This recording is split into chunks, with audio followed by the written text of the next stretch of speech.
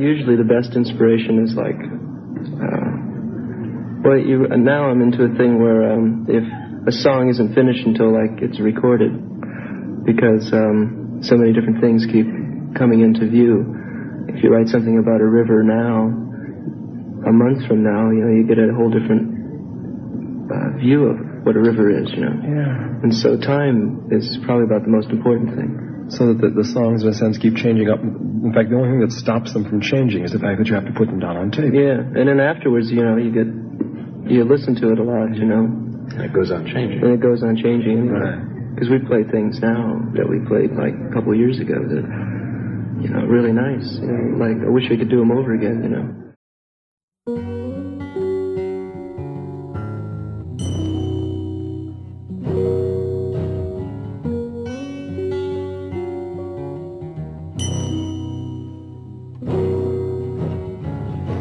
I lit my purest candle close to my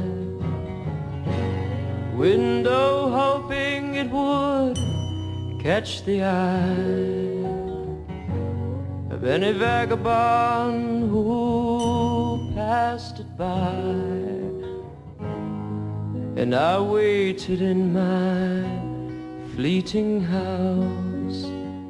There's always room for another good singer. There never seems, maybe not room for another great guitarist, something like that, because, there are a lot of guitarists and a lot of saxophone players, to say. But the voice is really hard to have a personality and develop that. It takes a long time to become a singer. Someone like Stevie Wonder now, when he started and to where he is now, it's really a long time, People that have it naturally, let's say like Ray Charles or something like that, who knows where they come from, or Nat King Cole. Your girl Cleo Lane, come out of nowhere and they've been great always. But some people actually can develop singing, So I don't know what's going to happen, like with people that sing, like, the scream rock and roll thing happening now. They may develop, If they find something that they like, they may develop. Stories of cold I wept to the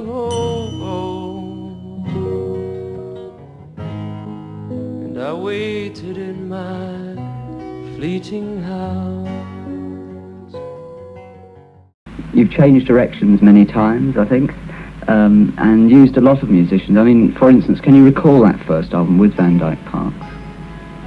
Yeah, well, we met, we were living in the same hotel, apartment building, outside of Hollywood, and the drummer, Billy Mundy, was rooming with him, and Jim Fielder was with me, who later went with Blood, Sweat and Tears, and we just got a band together, and I got the first contract, so we did an album. That was basically it. Plus, we recorded, we helped the Byrds record their first album. We did studio work for them. You got a contract with Elektra. How did that come about? Too early. How did you... Just send them a tape. Yeah. It was just simple. It's simple if it works. If it doesn't work, it's not simple. I was also very lucky. That I got a chance just to write and do what I wanted. A lot of changes before you ended up with your most recent album, which is All We Know You By. Yeah, that's why it's hard to talk about the past, isn't it? Right. You don't know me.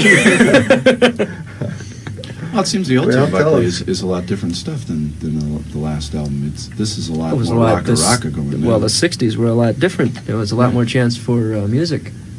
You people were on better drugs or something, I guess. And your ears were more open. You had cleaner acid, I guess. I don't know what it was. Now it's Quaaludes, sawdust, and beer, Jeff Buckley joins us. Welcome. Hi. You didn't really know your father that well, and did you know his music well? I don't know how I ended up. I think somebody who talked to he split before I was born. He didn't really keep contact with me and my mom, except for one time. And I was asleep at the time. I was probably 2. It was like he decided not to be a father. So, just me and my mom. And I saw him once for a week. And then, that was 2 months before he crashed on heroin. Oh, please, listen, darling, to to my empty breath. Sleep inside my dreams tonight.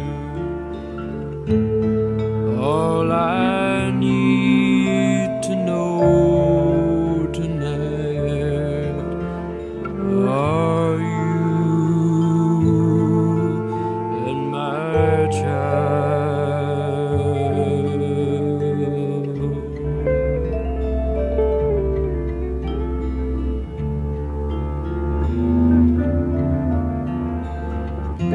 Oh, is he a soldier or is he a dreamer? Is he mama's little man? Does he help you when he can? Oh, does he ask about me? One must grow, and one must communicate to what the people need. I don't dictate to the people who particularly follow me. I write for people. Period. I write a song, and I don't gear it to a certain kind of person. I mean, I couldn't think that way. That's like writing a political speech. It's a poetic human statement, musical, and hopefully communicable. Welcome to the second installment in my Rock and Roll Casualties series. Today I'm going to be talking about singer-songwriter Tim Buckley, whose career spanned from 1966 until his death in 1975. And he is most known today because he is the father of Jeff Buckley, who was a singer-songwriter in the 1990s and also tragically passed away. Jeff passed away at the age of 30, whereas Tim passed away at age 28. I think today most people are more familiar with Jeff Buckley than they are Tim Buckley. I'm not going to do a separate Jeff Buckley episode. At least I don't have plans to. If you're interested in the Jeff Buckley story, I did do a deep dive on his album Grace, so you can go check that out if you're interested in hearing the story of Jeff Buckley. But today I'm going to be focusing on his father, Tim Buckley. Now, my first exposure to Tim Buckley was back in the 80s when I saw him on an episode of The Monkees. He was brought on towards the end of their final season to play one of his songs, Songs for the Siren. And I remember thinking, who is this pretentious, aloof folk singer who keeps his eyes shut during the entire performance? It didn't really make that much of an impression on me at the time, to be honest. And it wasn't until I discovered Jeff Buckley that I came to learn more about his story and who his father was. And there's actually a great book. It's called Dream Brother, The Lives and Music of Jeff and Tim Buckley, which is worth checking out if you're interested in diving deeper into each of their respective stories. Tim was born on Valentine's Day, 1947 in Washington, D.C. Neither of his parents were musicians or particularly musical, although they did introduce him to singers Bessie Smith, Billie Holiday, Frank Sinatra, and Julie Garland, who his mother was a big fan of, while his dad introduced him to Hank Williams and Johnny Cash.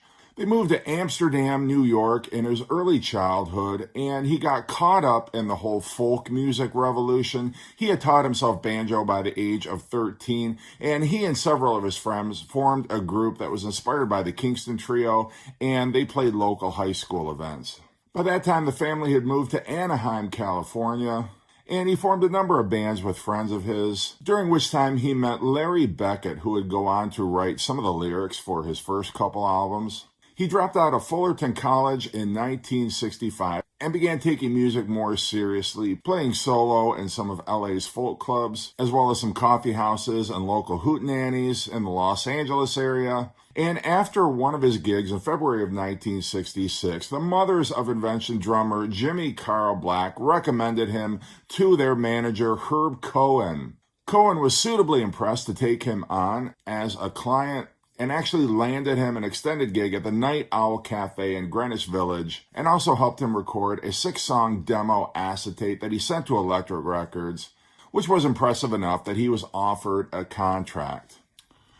Now, although Tim's first 2 solo albums, his self-titled debut in 1966 and Goodbye and Hello in 1967, established him as a folky singer-songwriter, he found that format very confining, and he wanted to branch out and challenge himself artistically. So his third album, Happy Sad, started to move away from that folky vibe, incorporating some more jazz influences, whereas subsequent albums like Lorca and Star Sailor, which many consider to be his masterpiece, were in a very avant-garde, free jazz kind of a style. Memorize the slope of water. Oblivion carries me on his shoulder.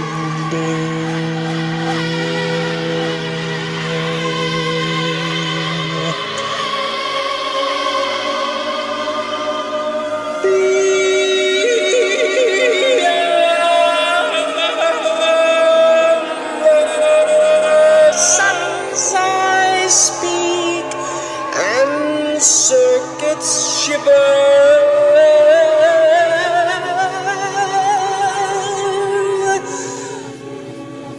But the words shout the wisdom of romance. Not only was he challenging himself musically, but also vocally. He was very much inspired by Kathy Berberian and other avant-garde vocalists. And Star Sailor, while as sonically impressive, bold, and innovative as anything coming out at the time, it also alienated his audience, which wanted him to stay the folk singer-songwriter that they fell in love with back in the 60s. After the commercial failures of the Lorca and the Star Sailor album, Tim completely changed directions and went in what was best described as a sex funk period for the last few years of his life. Where she moves that cool blow balls all across the floor. When that mama I sing out of clown, like a slow burn, you move that waltz, mama, over to me. Eat on top of me, woman. Eat on top, let me breathe. Eat on top of me, woman. Let me see what you learn tonight. 1972's Greetings from LA is probably his most commercial album. You hear him trying to contemporize his sound a bit. And his next album, Sophronia and Look at the Fool, were recorded in a similar vein with diminishing results. I'm not going to pretend that I'm familiar with all of his solo work. What I've heard has been pretty impressive, but I find myself more a fan of his late 60s, 1970 albums up to Star Sailor. Now, he'd always had a complicated relationship with alcohol and drugs, and he had tried to get clean for a while, and at the end of his 1975 tour, he flew back home, and his friend Richard Keeling met him at the airport and took him back to his house, where he had a bag of heroin, which he offered to Tim.